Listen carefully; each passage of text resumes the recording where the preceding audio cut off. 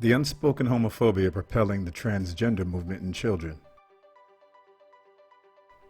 Published on October 23, 2018. Written by Deborah So. When I was a PhD student in sexology, I had a conversation with a colleague that forever cemented in my mind why I needed to speak out against the transitioning of children with gender dysphoria. Nowadays, every left-leaning parent and educator seems content to take a child's word at face value if they say they were born in the wrong body, not realizing that by doing so, an important conversation is being brushed aside. On the day in question, our research lab had just finished our weekly meeting, and I chatted with my colleague as I packed up my things to head back to my office. He had told me previously about his son, who from the moment he was born, announced that a mistake had been made. "I'm a girl," he would say.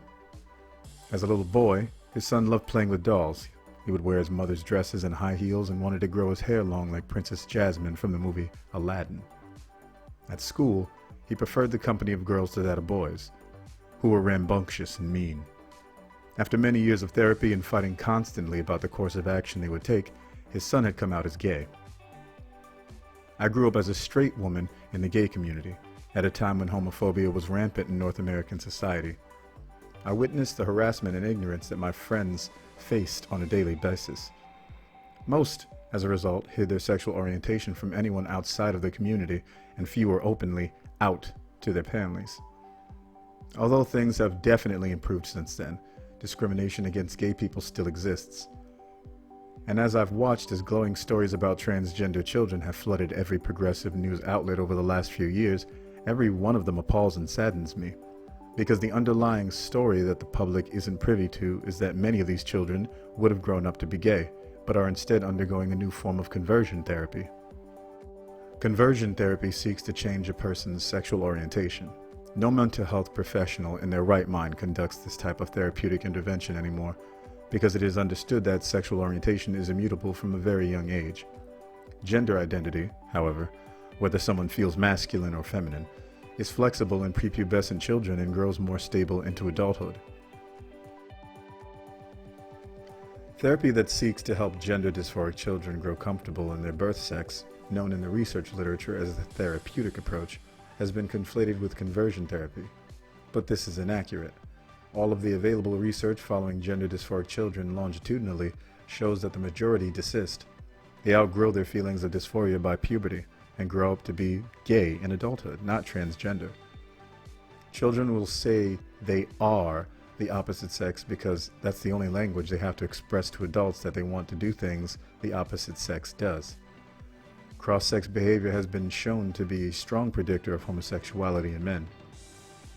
Previous research tells us that even children who are severe in their feelings of dysphoria will desist.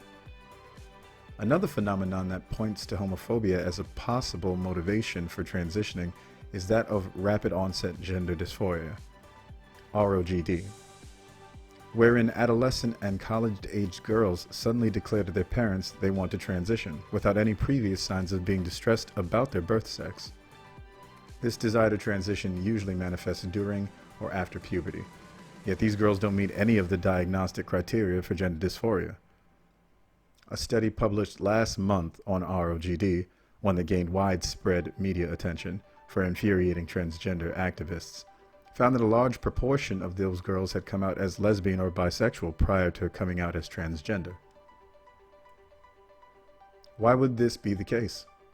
Along with the physical and emotional discomfort that is typical of undergoing puberty, it has become more socially acceptable to be a transgender man than a gay woman. The study's findings also showed that transitioning increased students' popularity among their peers and offered greater protection from harassment, because teachers were more concerned about anti-trans bullying than bullying that was anti-gay. As children grow up, parents will undoubtedly notice if their son is effeminate. For those who are troubled at the thought of having a girly son, transitioning offers a promising solution. By allowing a child to transition, a feminine boy now presents as a feminine girl. A little boy who enjoys indulging in makeup and other female typical activities will bring about as much attention and criticism if he were a girl. The same logic extends to a child's future sexual orientation. On some level, these parents likely know there is a chance their feminine son will grow up to be sexually attracted to men. Instead of allowing this to happen, they may be more than happy to go along with facilitating their child's requests to transition to the opposite sex, so that to the outside world, that child will appear heterosexual. An adolescent boy who's attracted to other boys will appear to be straight if he transitions to female. What's most disturbing is that these parents will be lauded as open-minded and, quote, on the right side of history, end quote. When in actuality, they are homophobic.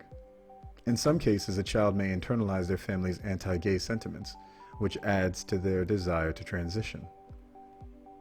Saying any of these things aloud will get a person branded as transphobic, and I understand why some transgender activists and their allies find this information so threatening. It could potentially be used as evidence that transgender people don't really exist, or they should be forced to not feel the way that they do. One meta-analysis of 28 studies showed that transitioning can indeed be beneficial for some adults, but in the event that a child can grow to be comfortable in the body they were given, it shouldn't be controversial to contend that these would be a better outcome than a lifetime of hormones and possible surgery and sterility.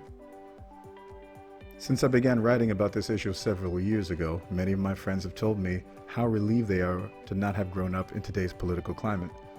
As children, they similarly voiced unhappiness about their bodies and felt that they were identified with the opposite sex, but eventually grew up to feel comfortable living as gay men. They fear they would have decided to transition because transitioning is now considered a viable and almost commonplace way to resolve this. Transgender activism has successfully piggybacked into the hard-won victories of the gay rights movement. The public understands that attitudes towards gay people were once abhorrent, and they also understand that many interventions aimed at changing gay people were unethical.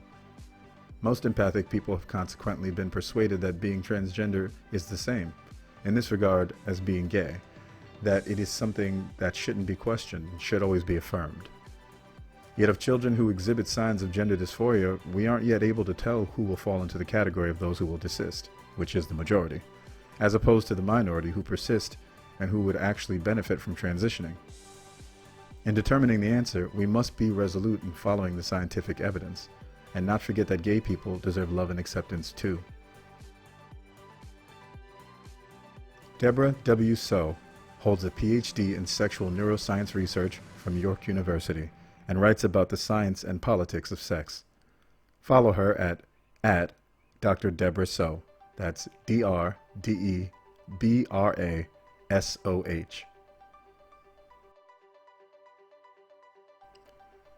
Thanks for joining us for another episode of Quillette Reader. I hope you enjoyed this, and I'll see you on the next one. Good day to you.